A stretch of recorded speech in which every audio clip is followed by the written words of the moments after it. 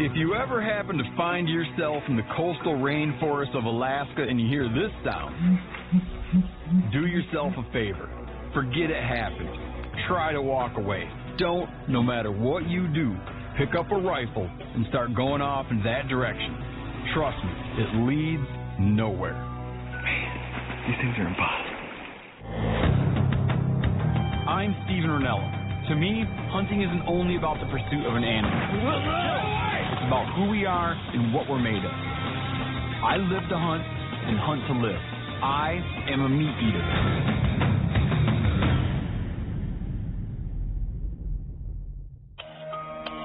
I love North America's grouse species, all of them, from the ruffed grouse of my Michigan homeland to the embattled sage grouse of the shortgrass prairie. But of all these tasty birds, the one that most holds my fascination is the bird formerly known as the blue grouse. What's so great about him? It's this right here. The haunting and mysterious breeding call of the males in spring. My fascination with this bird began exactly 1 year ago when I was here in the Tongass National Forest with a couple of hours to kill while waiting for a plane. From a high ridge line, the hoots of several birds rose up from the nearly impenetrable forest below me. What especially caught my interest is that here in Alaska, unlike the rest of the U.S., you can hunt blue grouse during what's known as the spring hoot. I spent the next year fantasizing about the easy breezy time that I'd have next spring while blissfully stomping through these hills and piling up bag limits of birds. The general way that people hunt these, you just walk around and around and around until you can try to pinpoint what clump of trees he's in.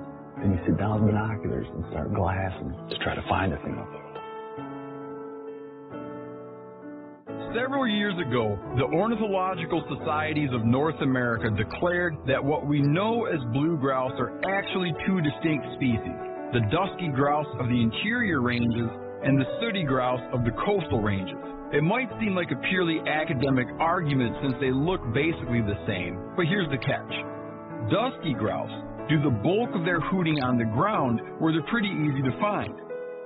Sooties, which they have here in Alaska, hoot up in trees, and I mean way the hell up in trees, 70 to 150 feet up there.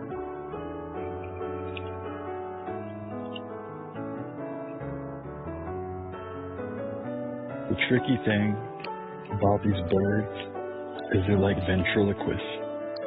You can narrow down the direction about 45 degrees. I hear one somewhere like there.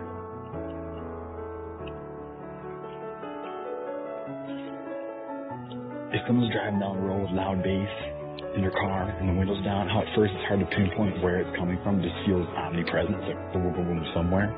That's what this noise is like. The sound just seems to be around everywhere, but nowhere at the same time. And that's when I discovered the sooty grouse's rather aggravating tendency to suddenly shut up.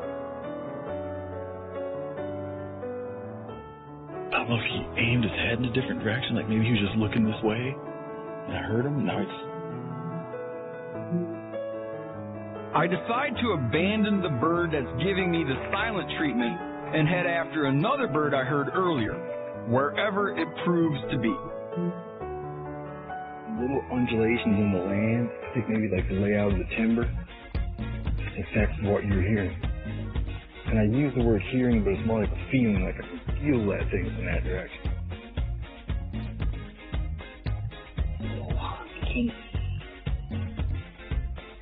I keep climbing higher and higher, heading in the vague direction of the bird I heard, or think I heard. These birds would be tricky to spot on a sunny day, but between the fog limiting my view and the rain muffling the sound, I'm not making much progress. I'm not saying I'd find this bird anyways, but now the wind's picking up, and it just is noisy out here. Really much water. So I'm calling it quits on yet another bird. I have no idea why, but for some reason I get it into my head that climbing above the snow line might be my ticket to success. If I go as high as I can, I'll at least be able to chase birds in a downhill direction. Now there's something about this bird that makes it seem findable. It sounds as though it's coming from above, while most of the surrounding land is down below. That helps narrow things down a bit. I was just 50 yards that way, the way that I 100% absolutely know there's a bird. And I thought that I felt the noise. So I thought, no, you didn't. And I came this way. I got up here and I was like, oh, there's one that way. But then I listened again, I'm like, no, he's not that way. He's that way. Even though when I was 50 yards that way, he sounded so far away that I didn't think it was one. All the while, I'm out here traipsing around in the rain trying to find one of these things. I just keep trying to not think about the fact that you could buy a whole chicken at a grocery store for a few bucks. This is a ghost chicken, is what I think they ought to call it. I named this bird Lost Bird, mark his approximate location on my GPS, and plan to come back tomorrow to make a second try at finding him.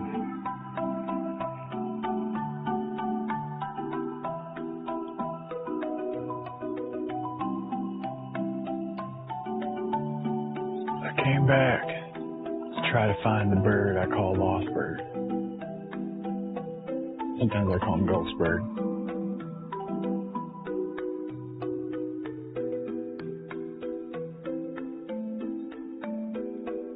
He's hooting hardcore off in the fall.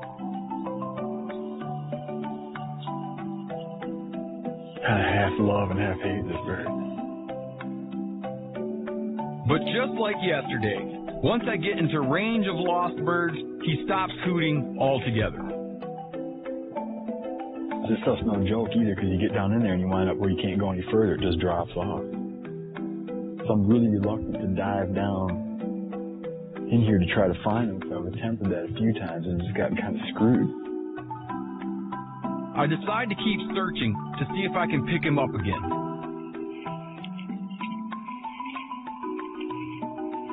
I walk myself dizzy, climbing, dropping, side-hilling, circling. All the while, the bird kind of seems to be in the next tree and kind of seems to be way the hell off on another mountain. It's so flexible. He always feels like he's below me. Or when I go down low, I can't hear him anymore. If you want to get an idea of what just happened for the last 2 hours, you'll see on here a waypoint called Lost Bird. And if you look, that blue line is me walking around trying to locate that bird. I need to find a more cooperative bird that I can figure out. And then once I get educated, I'm going to come back and find this guy, kill him and pluck him and cook him. And it's going to be a beautiful day. I feel like it might be good hunting all day. I might just try to go out and walk some logging roads so that I can cover a lot of ground fast. I hear some hooting in the direction of a nearby lake. I've been around long enough to learn that water can play tricks on you when it comes to the proximity of sounds, but never mind that. I set out to find the bird anyway. Clearly, he's on the other side of the lake. I'm at the initial stage of hearing a bird where you feel like maybe you're going to find it. Give me 10 minutes.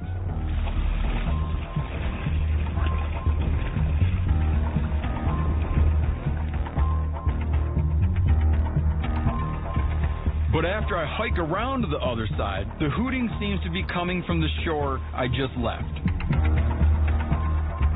I thought shooting birds out of trees was supposed to be easy.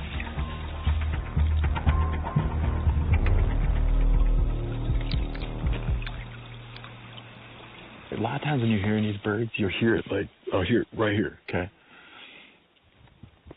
And I'll move even 20 yards in the direction I think the bird is, and I won't hear it anymore. Then I'll back up. I'll be like, oh, I hear him. He's that way. I'll move forward 20 yards. Gone. And I just climb this tree See if that little bit of elevation helps me figure out where the hell this thing is. Can't hear him. But what I'm really thinking is that there's always tomorrow.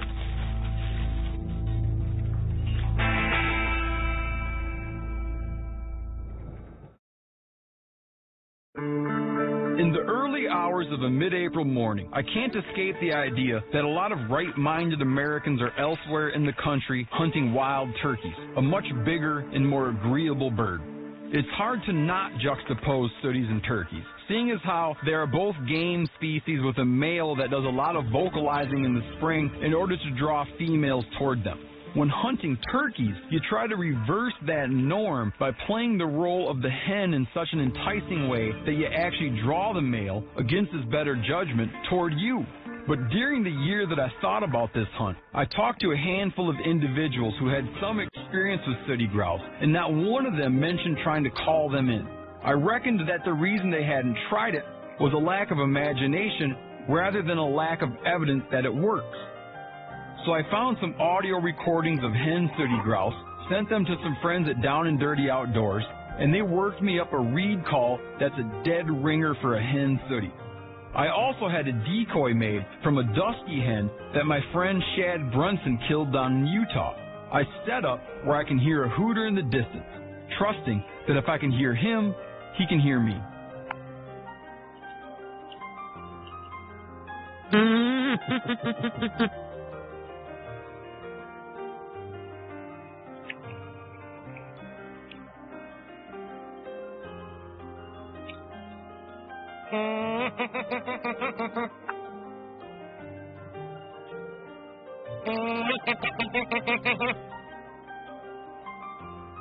If you do see one of these birds in my hand, you're probably going to be like, he went through all that for that? The decoy and call proved fruitless. I go back to my original strategy. I keep my chin up and walk towards the hooting with a blind faith that something magical might happen.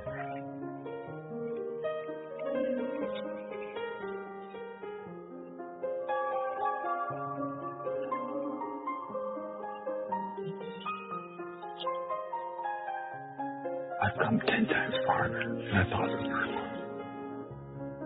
I know I'm getting closer because there's another note that I didn't know about. It's like he ends.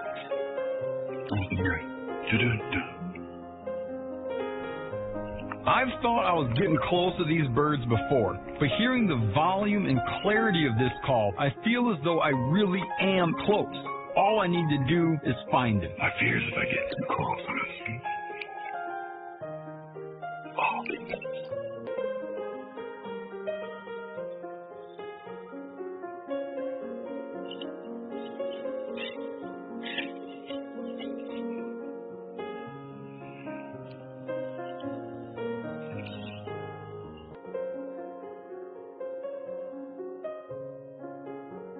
And then, almost by accident, there he is.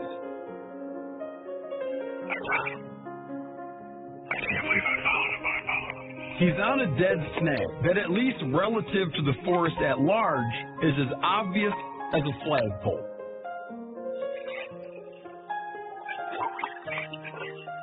I'm looking at the bird, so I know where he is.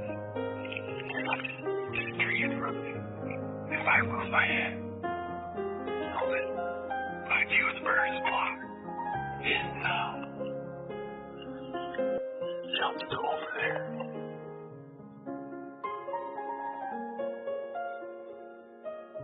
The best time to spot the bird is when he's hooting, his tail bounces, carries his like his foot.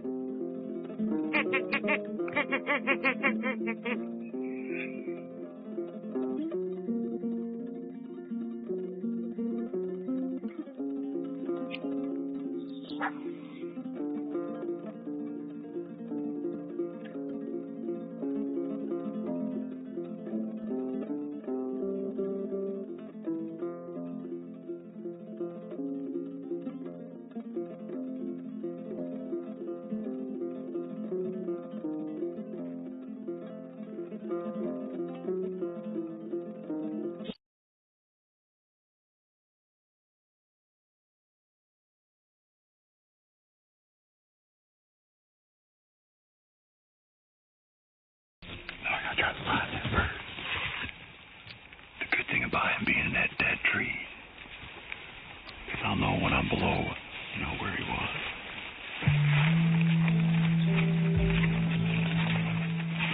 Boy, I'm afraid he wouldn't even made it to the ground. You see a feather trail coming down out of here. Where's the feather? Oh, here he is, right here.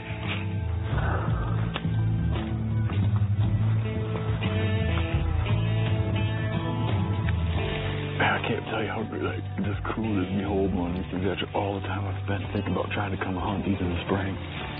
He's got that long, long neck. So when he's making that noise, that whoop, whoop, whoop, this patch blows up and sticks out of his feathers. And the feathers peel away, so he's kind of showing that yellow patch when he dances around. These are very, very good birds to eat. This is one of my favorite game birds. I've never eaten a spring one. I've eaten them in the fall. There could be a difference with the quality of the flesh, In the spring, I'll be curious to see. In the fall, they've been eating a lot of berries and other kind of stuff. During the winter, they live primarily on Douglas fir needles, so I wonder if it couldn't affect the taste. And that little rimfire rifle man did a great job. That's pretty fun. Another cool thing about hunting these birds in the spring like this is it really limits your harvest to males. Because if you're just hunting the birds hooting, you're only killing the boys. So you're not really having an adverse effect on your resource. Like in this area, southeast Alaska, they think that the hunter harvest on blue grouse might be only 4% of the population. I mean, I don't say this about many things. It's something that more people could definitely get interested in. I'm hunting off the road system on an island, but in this area, you have, I would say that 90% of the available blue grouse landscape, is off the road system and simply does not get hunted. I mean, there's birds out there that just will never hear the crack of a rifle. That's a one-of-a-kind hunt. These are one-of-a-kind birds. I mean, they're beautiful birds that taste great.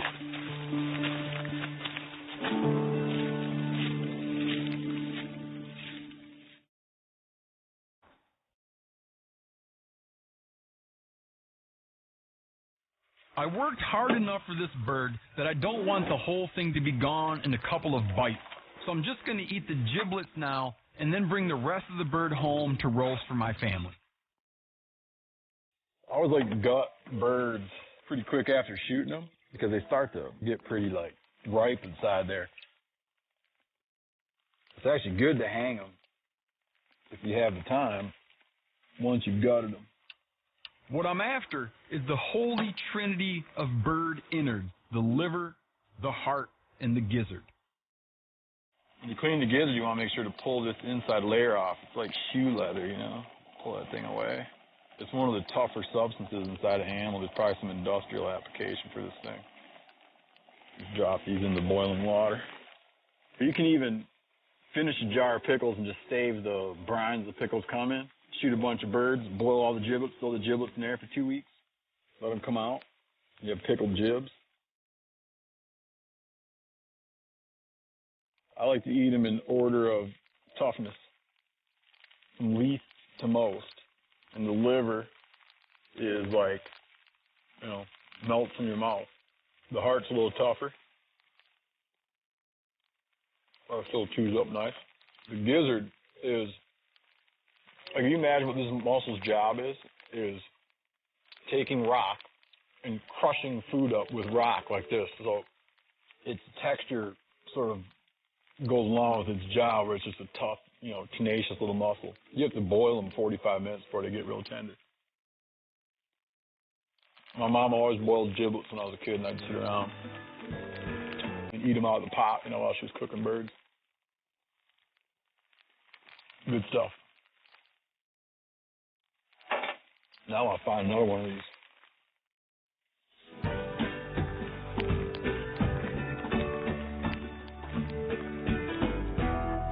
Times like this, your mind can go two different ways. On the one hand, I could just say, you did it, you figured this out. But on the other hand, I'd know that was a load of BS and that I hadn't figured a thing out. That old cliche about blind squirrels getting a nut now and then keeps coming to mind, me being the blind squirrel and the giblets in my stomach being a part of the nut. I cannot escape the reality that these birds are still a mystery. Lost bird is still lost. And as I pick the last few strands of rubbery gizzard from my teeth, I'm already living in next year, when I'm going to find me someone special who really is dialed in on studies. And we're going to come back up here and do this thing the right way. Stay tuned.